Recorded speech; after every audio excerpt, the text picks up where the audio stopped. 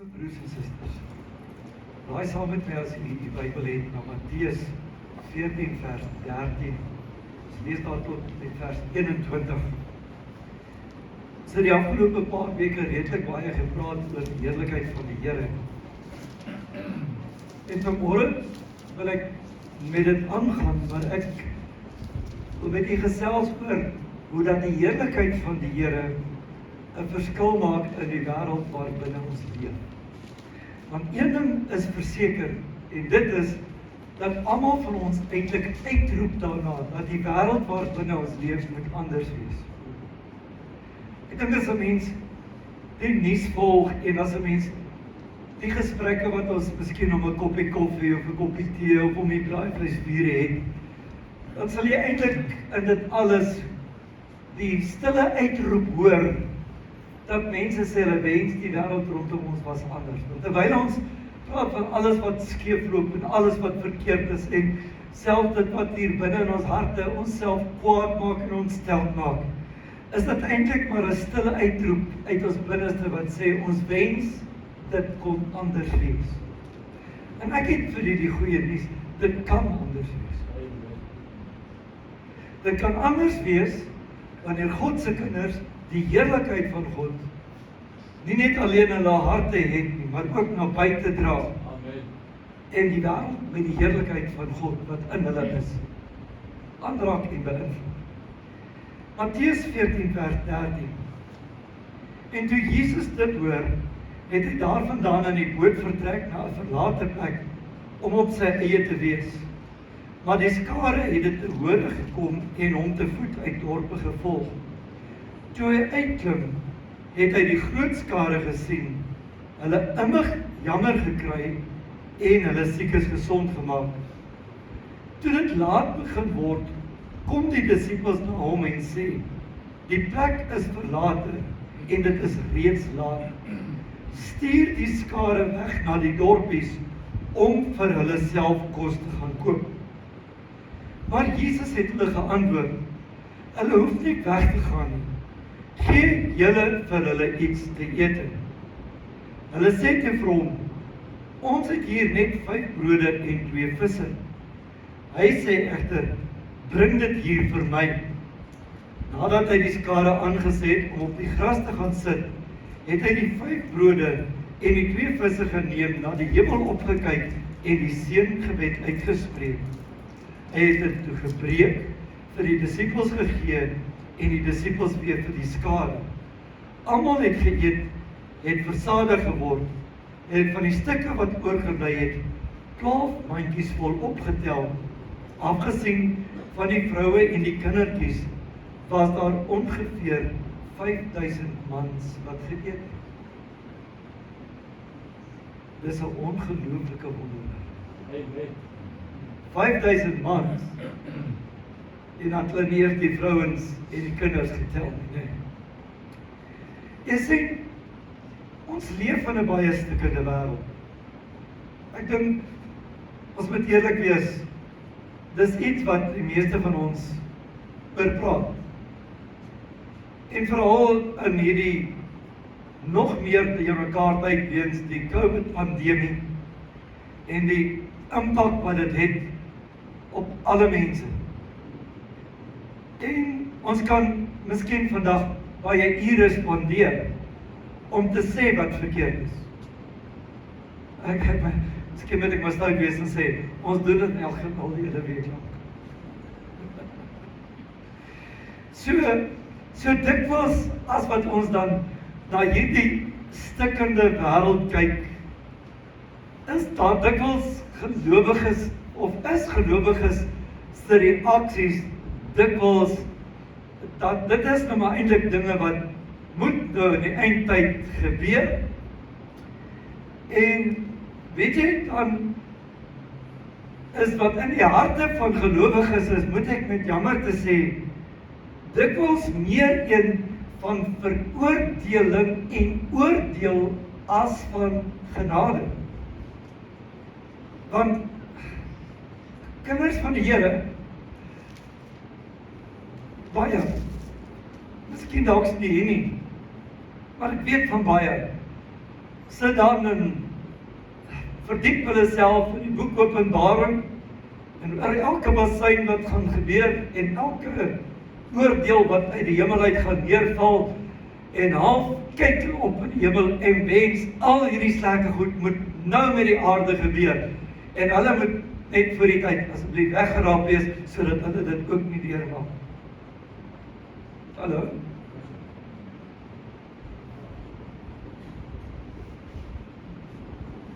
Die gelowiges, die kerk.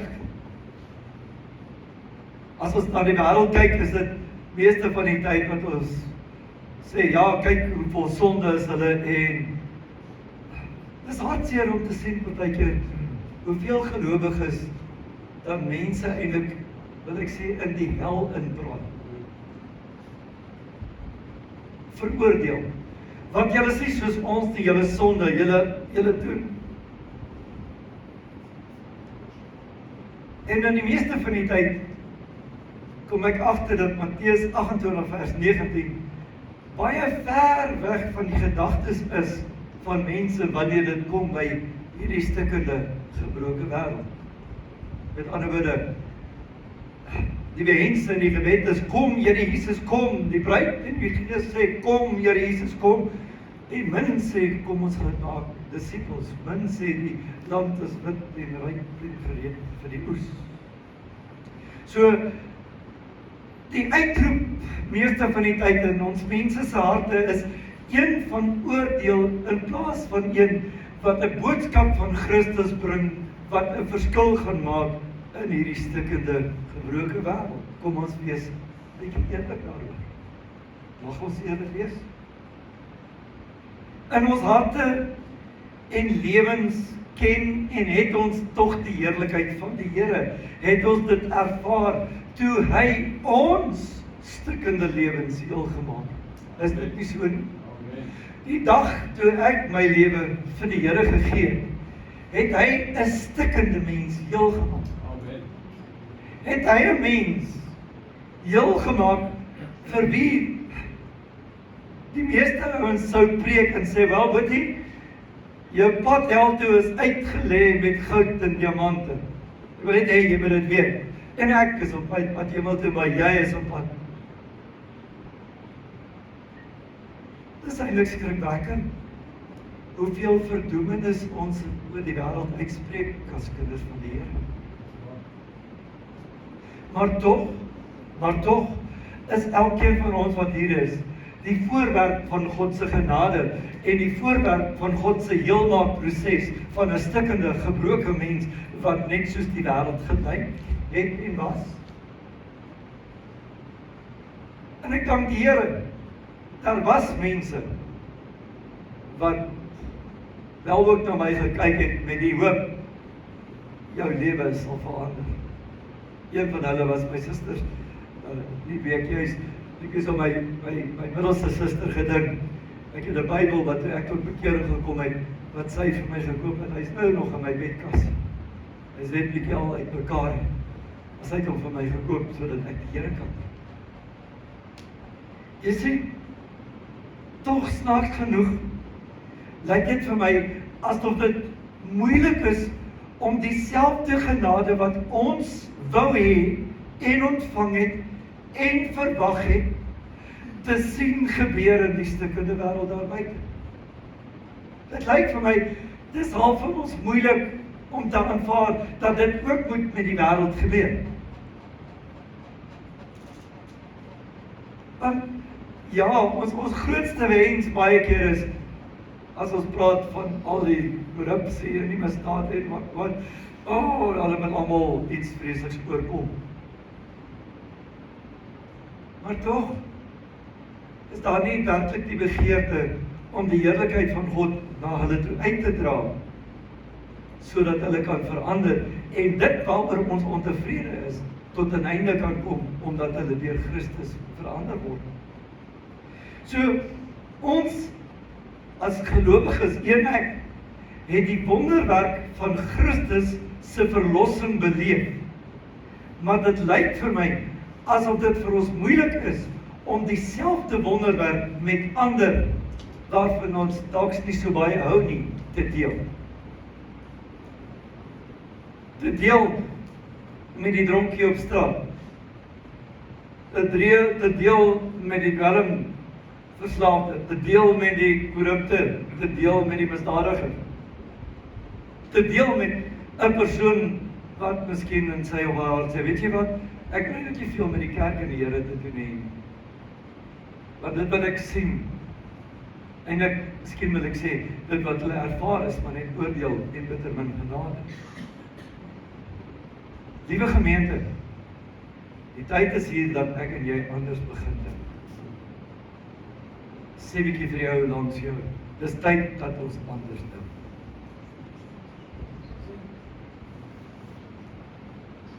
En ek wil jou sê, ons gaan moet werk daaraan en kies om anders te dink, want dit kom nie van nature nie.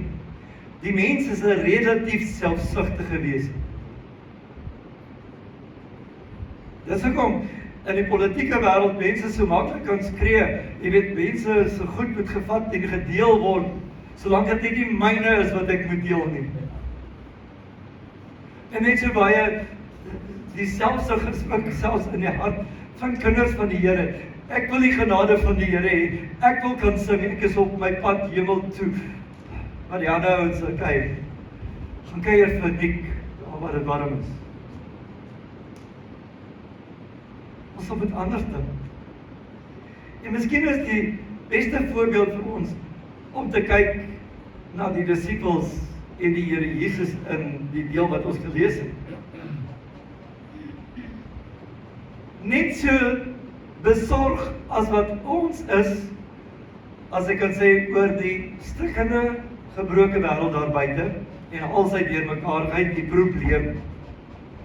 En die disippels ook die probleem gesien en was nou ook redelik bekommerd, want ek is so bly in Jesus se tyd, kon hulle dan lang kerk gehou het. Dit is nie soos vandag, jy weet, pastorie met 'n bietjie vanaf maak jy moet klaar kyk nie. Jy weet, Jesus het die hele dag gepreek en die ouens het in die son gesit en bak en ons lees van 5000 man. It was a crowd and a half, nee. En die disippels begin te raak laat, Jesus, jy weet, miskien moet jy so 'n bietjie nou by die slot van jou preek kom, want jy weet, hierdie ouens het nog nie geëet nie, die probleem. Jy weet, hierdie wêreld hier buite is dan korrup, hierdie wêreld hier buite is so stikkend. O, kyk, daar's nie geld nie, kyk, die mense sonder werk, kyk. Die disippels het 'n mate van besorgdheid gehad. Mense kan hulle seker nie fout vind met hulle en sê, hulle het nie omgegee nie, want at least het hulle die logistiek in gedagte gehad en gekyk, wel, die mense moet kan eet, hulle, jy weet, hulle sal nou met kans gegee word om dorpe te gaan en te gaan kos koop by KFC en by Steers en by Something Fishy en waar ook al by Debonair te kom, want ons het eintlik niks nie, weet, en ons het ook nie eintlik geld. Hulle was ook bewus van die groot uitdaging wat daar was. En daar was die kos nie, daar was die geld nie. So, almal van ons is tog zeer sekerlik bewus van die verskriklike uitdagings daar buite. Boonbehalwe dat ons bewus is van die verskriklike uitdagings, voel die meeste van ons dit aan onsself. Ons voel dit aan ons lywe, ons voel dit. Ons is ook bewus daarvan dat daar 'n verskriklike skroef los is in die wêreld. En die feit is, ons het nie noodwendig die antwoorde en die oplossings. Ons weet hoe om die fout te vind, die disippels het geweet hoe om die probleem te sien. Hulle het 'n sekere persepsie gehad oor, miskien hoe hulle die probleem kan aanspreek, en baie keer het ons miskien ook dalk 'n idee of twee, jy weet, hoe ons die probleem kan aanspreek. As ek stuipag wees, dan dink ek, die meeste van ons sal sê, om die probleem vandag aan te spreek, is sit die klomp in die joekie, en dan sal alles verby. Dis lekker stuip, nee. Ek dink dit is goed om soos die disippels besorgd te wees. Maar besorgdheid beteken nie noodwendig dat 'n mens verantwoordelikheid neem om iets te doen.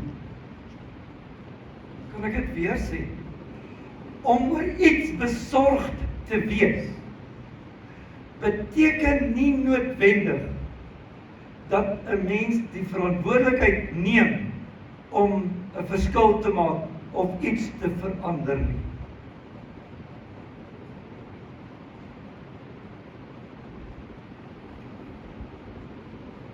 Dit is interessant nou, die week het ek so 'n paar goed raak gesien, terwyl ons gery het. As nou baie plekke wat daar nou, ek, weet jy, die paai in Mpumalanga lyk hom nie regtig so sleg nie, daar is ander plekke wat baie net so erg en nie erger lyk nie. En op 'n plek het ons verby 'n bakkie met 'n boer gery, wat hy besig was om 'n gat, seker daar naby sy plaas, in die pad reg te maak.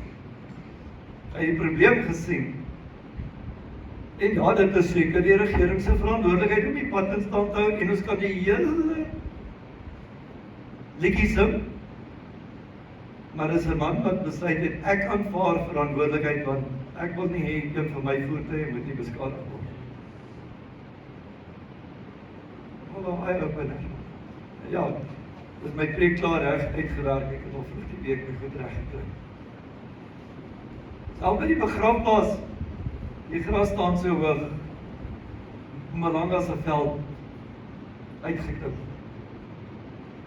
Hier daar het jy gesien, het iemand gekom en naby hulle graf die gras kort gesny. Is dit die munisipaliteit se verantwoordelikheid? Absoluut. Maar iemand het besorg gewees sê oor hulle geliefdes se graf en tog besluit om iets self daaraan te doen. Ek het op Facebook ook 'n paar interessante goed gesien by monumente in 'n sekere dorpe en goed wat die gras en die bossies en die veiligheid so is. En dan sien jy hoe dat die gemeenskap wat besorg was daaroor net by mekaar kom en besluit het, kom ons doen iets.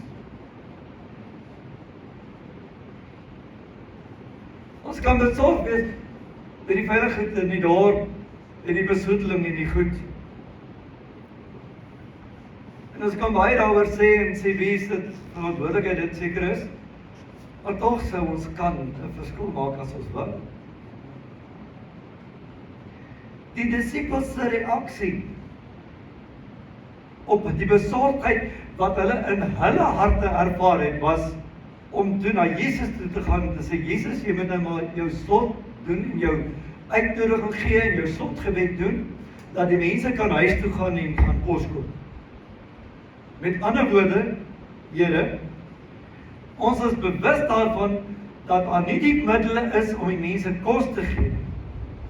So ons is bewus van die probleem en die gedagte was dan, stuur die mense weg met die hoop dat iemand anders iets omtrent die situasie sal doen.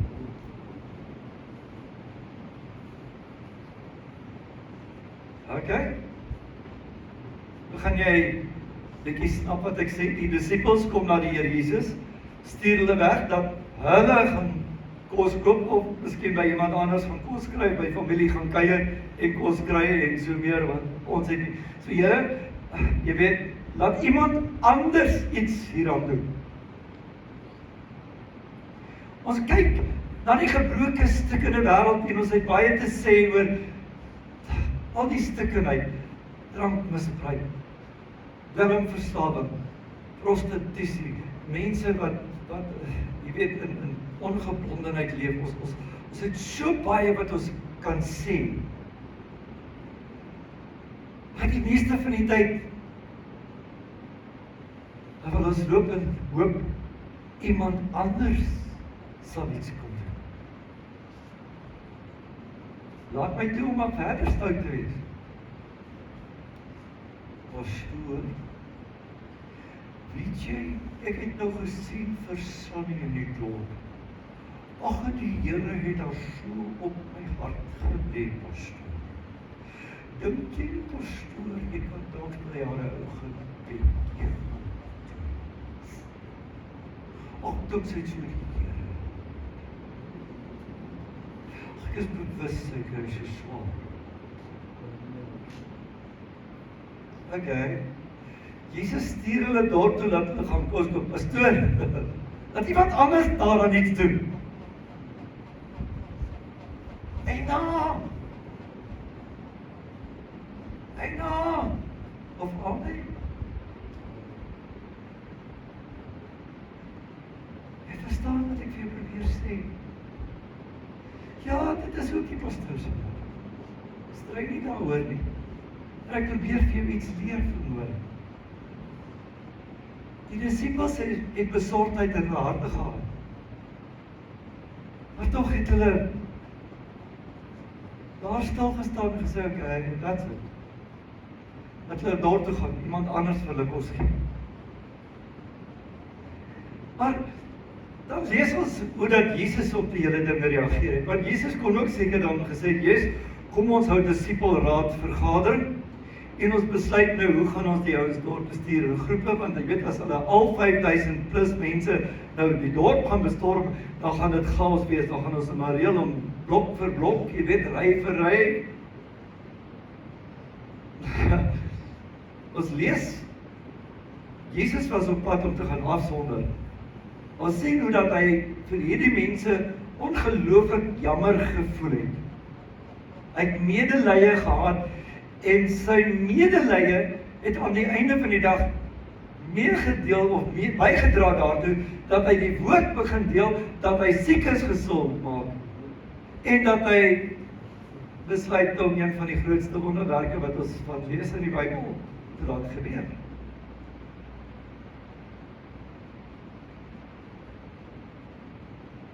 Want sy woorde vir die disippels was nou maar, gee julle vir hulle iets om te eet. Weer is ek sluit, ek weet mos, julle verdra my, mos baie keer as iemand kom en sê, pastoor, daai lig, van mos ek as die Here vir jou gewys het, omdat jy iets daar moet.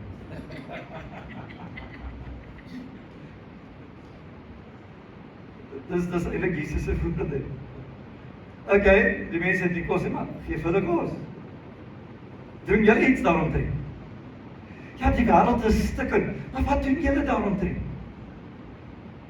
Ja, dit is korrup, dis misdaad, dis ekonomiese krisis op ekonomiese krisis. Mense het die... Wat doen julle? Maar, jy verstaan nie, is net 5 broodjies en 2 visies. Okay, bring. En hy begin breek. 'n Vrou het net 'n bietjie olie en 'n bietjie meel oorgehad. En die profeet sê vir haar, luister, jy beter gaan tapperware bakke en kanne bymekaar maak, soveel as wat jy by jou bure kan kry. En die olie het nie opgehou totdat die laaste kan nie vol was. Ons kan kyk en sê, ons het 5 broodjies, ons het 2 visse. Weet jy, pastoor, ek weet nie eintlik wat om te doen nie. Ek het nie dit, wel, wat het jy? As gelowiges dink ek, moet ons erken dat ons onsself net besig hou met die besorgdheid oor die wêreld en die stikkende mense daarin. Ons is bewus van die pyn, ons is bewus van die verlorenheid, ons is bewus van die negatiewe dinge in die wêreld, ons is bewus van dit in ons dorp, ons is bewus van dit in mense wat ons ken, mense met wie ons bevriend is, mense wat ons sien, mense wat ons raak, ons is van al die goed bewus. En ons kan nogal deeglik beskryf wat verkeerd is en ons kan met verontwaardiging daaroor praat en ons kan selfs met veroordeling daarvan praat. Maar wat doen jy? Die heerlikheid van die Here is in ons. Ons het in ons lewens beleef, jy het in jou lewe beleef, hoe dat die heerlikheid van die Here jou stikkende lewe omgekeer het. Ek kyk vanmôre, hier's 'n paar van ons mans. Ek insluit dit. Wat maar al baie oud was en nog nie gespeen was van die bottel.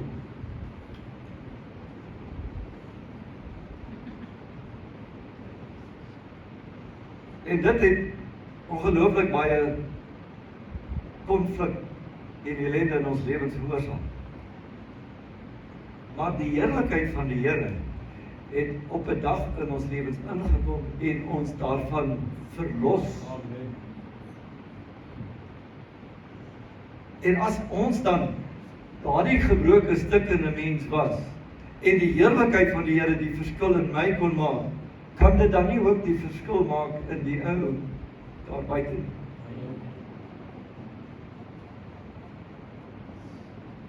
Ek vra maar net. Ons kan baie daaroor sê, ons kan die negativiteit bespreek, ons kan die oordeel daaroor spreek, ons kan vertel hoe verskriklik dit is en hoe dat dit tot gender-based violence en ek weet nie wat alles bydra nie. What are we doing to make the difference? We have the glory of God inside of us. The glory of God that changed us. Why don't we hand out the glory of God to change the world around us? Ons is besorgd. Maar ons besorgdheid verander bykans nooit in werklike omgee, as ek dit so kan beskryf. Besorgdheid en omgee is twee dinge. Omgee is iets wat iets begin doen.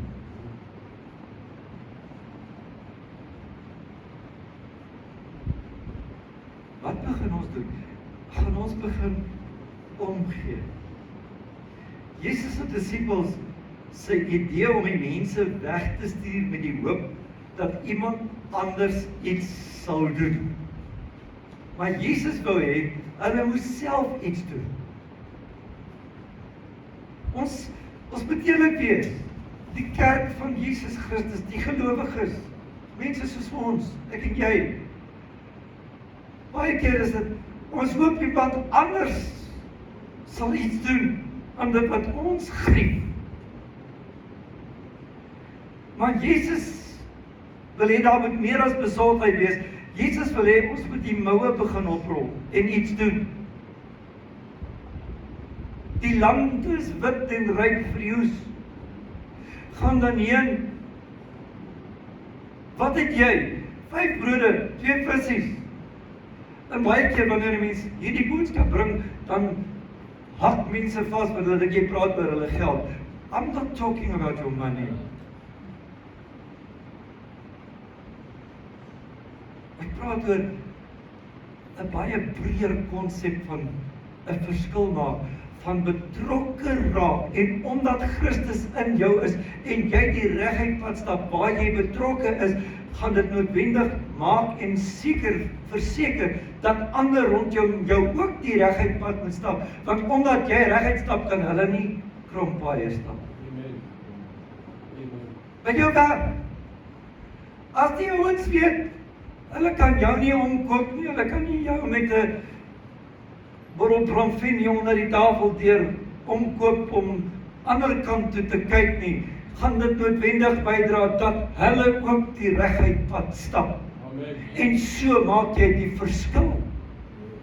Verstaan jy? Deur die wyse waarop jy liefde en genade uitspreek, deurdat jy vriendelik en innemend is met mense rondom jou. Dwing dit mense wat die mees onvriendelikste goed partykeer kan wees, om ook vriendelik te wees. Want ek het al hoeveel keer gekyk, ou agter 'n toonbank of waar ook al die norste ding op die aarde is, en as jy net vriendelik met hulle raak, en half skrik hulle flou, okay, dan moet ek ook seker vriendelik raak. Amen. And it made a difference. Ek het nie vir hom gepreek en gesê, luister, jy is al bietjie onbeskof met my, ek is al die kliënt, jy moet nou onthou nie. Al wat ek gedoen het, ek was vriendelik, ek het die heerlikheid van God uitgedra. Jy sien, dit gaan oor die heerlikheid van die Here, wat ons in ons lewens ervaar, om dit te kan oordra en te kan uitdra na dieselfde stikkende mense na wie ons kyk, oor wie ons so baie te sê het. Ek maak die verskil. Ons moet nie in dieselfde groep verval as wat die disippels verval het deur bloot die Here deur ons gebede in te lig oor die probleme nie. Want kyk, dis wat ons eintlik maar doen meeste van die tyd wanneer ons bid. Ons lig die Here in oor die probleme in die wêreld. Here, Jesus, jy het nou seker nog nie gesien nie, maar in Hendrina is die gat, die pothou so groot, en in Hendrina is die dorp, Here, wil jy nie maar help? Here, in ons dorp is daar so baie mense wat drink, en ag, Here, die borrelstore, and so we can tell him about the problem. Hallo? Nou, vanmôre is Tobias baie sterk, nee. Ons hoef nie net die Here bewus te maak van die probleem nie. Ons moet die bietjie wat ons het, vat en uitdra. Die heerlikheid van die Here wat binne in my woon, gaan die verskil daar buite maak. As ons wil hê dat Hendrina anders moet lyk en wees, sal dit deur ons moet gebeur. Amen. Kom aan, kan ek dit weer sê? As ons wil hê Hendrina moet anders wees en lyk, sal dit deur ons moet gebeur. Amen. Nie deur die regering nie, nie deur ander ouens nie, dit moet deur ons gebeur. Ons is die agente van God se heerlikheid. Ons moet betrokke raak. Ons moet meer word as bloot net kerkbywoners. Want dit is goed. Julle weet, ek is 'n baie sterk voorstander van kerkbywoning. However, ons moet nie net kerkbywoners wees. Ons moet mense wees wat die heerlikheid van God buite uitdra. And the difference maak. En moenie skrik en dink, "Ag, ek het nie geld om my te deel nie." Pastoor, as jy dit hoor, het jy verkeerd gehoor. Dit is 'n klein faset van moontlik dit, dat jy dalk iets gaan moet doen. Maar dis 'n stukkie van die hele realiteit. Dit begin deurdat ek ontdek en verstaan wie ek in Christus is en wat die heerlikheid van Christus is wat in my is en wat daardie heerlikheid in staat is om te doen in my dorp. Te doen waar ek werk.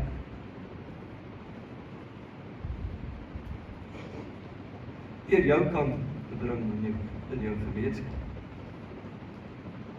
As ons dit begin verstaan en verstaan dat die heerlikheid van die Here in ons in staat stel om nie net myself te verander nie, maar ook my omgewing te verander, want waar ek beweeg, as die heerlikheid van die Here met my beweeg, bring dit die verandering. Amen.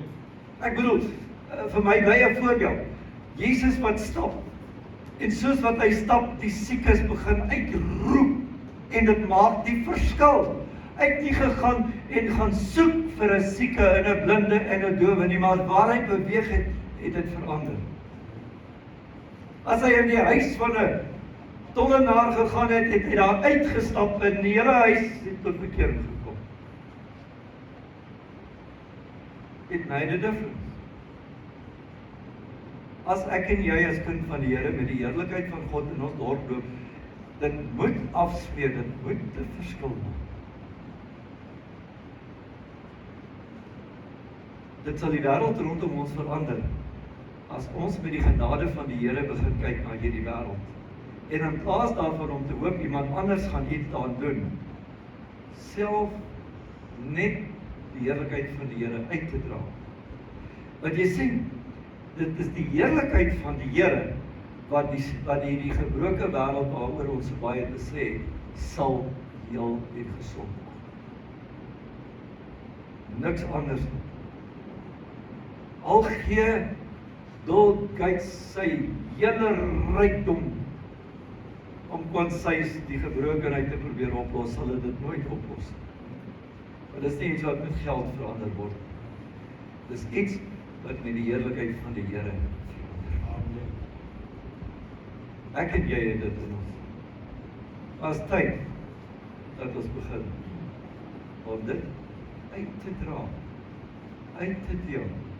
En nie net besorg te wees en te sê, o, jy te kyk daar, of bewus te wees van iemand wat dalk hulp nodig het, en te sê, ja, ek weet, kom ek bel iemand anders, sê vir iemand anders of praat met iemand anders in die dorp met die hoop dat daai persoon vir iemand sal sê, staan op en doen dit self. Staan op en gaan bid vir die ou wat siek is.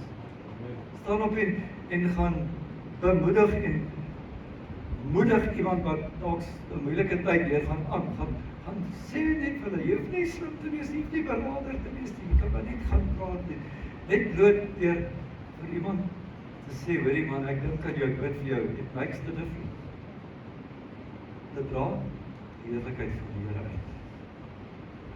Broers en susters, luister, moenie net die besorgdheid in jou hart hê en sê, wow, kom Here Jesus, kom ons gaan daar liewer eers die heerlikheid van die Here uit. Amen. En soos die wens van die Here is, dat die hele wêreld tot bekering kom, as almal tot bekering kom, dan roep ons en ons sê, kom Here Jesus, kom. En